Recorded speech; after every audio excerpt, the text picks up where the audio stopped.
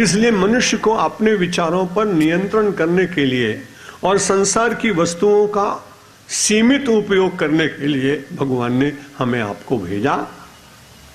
यज्ञात् भवति पर्जन्यः पर्जन्य यज्ञ संभवः कर्म ब्रह्मोद्भवम् विद्धि ब्रह्माक्षर समुद्भवम् तस्मात् सर्वगतम् ब्रह्मो नित्यम यज्ञ प्रतिष्ठितम्। अगले श्लोक में भगवान ने कहा नित्यम यज्ञ प्रतिष्ठितम्, मैं नित्य रूप से यज्ञ के भीतर बैठा हुआ हूं। इसीलिए परसों एक वाक्य आपको कहा था, यज्ञ यज्ञ नहीं है, यज्ञो वही विष्णु। यज्ञ को विष्णु माना गया है और संसार में यज्ञ जो है सर्वश्रेष्ठ कर्म माना गया है।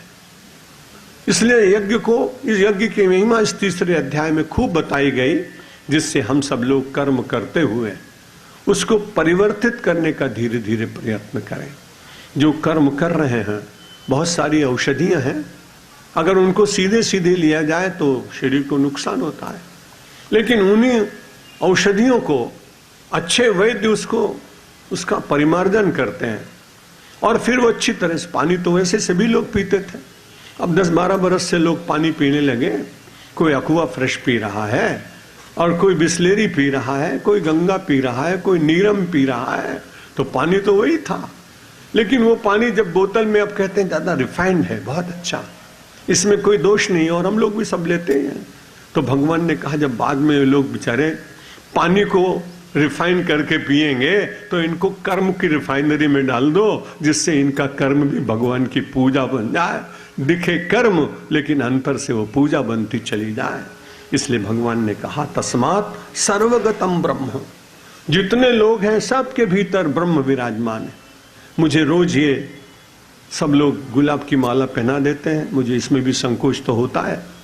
केवल एक नगर उज्जैन है जहां मैंने कहा था 4 वर्ष पूर्व कि भाई मुझे माला, पुष्प की माला मत चढ़ाना, पुष्प की माला जितने रुपए की होती है इतने पैसे इकट्ठा करके एक डब्बे में डालते जाओ, और मेरे प्रवचन के अंत में 5-6 हजार रुपए जब वो हो जाएं तो उनको जाकर के झाबुआ के किसी गांव में किसी छोटे बच्चे को जो प्रथम श्रेणी में पास हुआ हो पर आगे पढ़ने में तकलीफ हो तो उसको स्कॉलरशिप में वो पैसा दे दे। तो वहां के लोग तो मान गए, लेकिन बाकी लोग चढ़ाते हैं, आपकी श्रद्धा है, मना भी नहीं कर सकता हूं। जब ये बात हो गई तो दूसरी कठिनाई और मेरे सामने आई, फिर मैंने तब से चुप हो गया। 5-7 दिन गुजरे, जिस माली के 200 मालाएं बिकती थीं वो एक दिन रात में आया, रात को मेरे पैर दबाने लगा। मैंने कहा भैया क्या बात है? बोले मेरे पेट पे लात मारने के लिए आए हो। अब मैं क्या करता? फिर मैंने कहा भाई जिसकी जो इच्छा हो करो। मैंने अपनी बात बताई, आपको ठीक नहीं लगी या और किसी को ठीक नहीं लगी तो करें, तो हम लोगों को विचार करना चाहिए। इसी प्रकार से एवं प्रवर्तितम चक्रम नानुवर्तयति हया अघायुरिंद्रिया रामो मोघम पार्थ सजीवति।